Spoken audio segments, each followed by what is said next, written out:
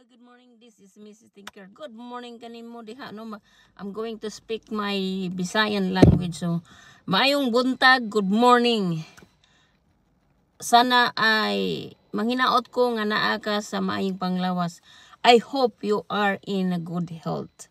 So today, karon akong i-share sa inyo, I will share with you ang istorya sa akong kinabuhi. The story of my life.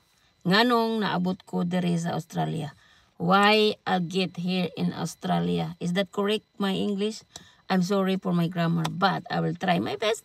Good morning to all of you. Maayong buntag kaninyo, mga higala.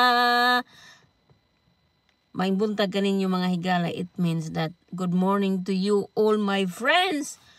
Here, out there and abroad, kung saan, kung asa mamong karong dapita sa kalibutan, maayong buntag, maayong gabi, wherever you are in this world, if it is evening or morning or early morning, I wish you have a good day. Manghinaot ko nga naa mo sa iyong panglawas. So, mawala na, no?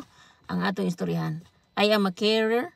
Ako usa ka caregiver dire sa Australia.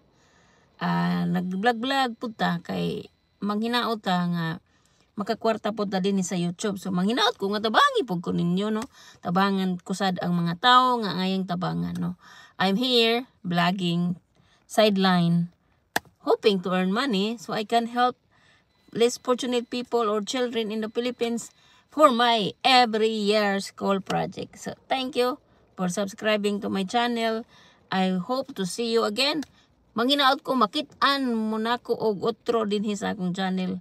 Mao ni diha si Mrs. Tinker, Bisaya English, Tagalog, halo-halo, mixed language ang ating YouTube. Sana maintindihan nyo. I hope you understand me. Bye. Peace be with you. Always remember, good health is wealth. Kung healthy ka, makapagtrabaho ka ng mabuti. Ibig sabihin, if you are healthy enough, you can earn money. You know? Bye.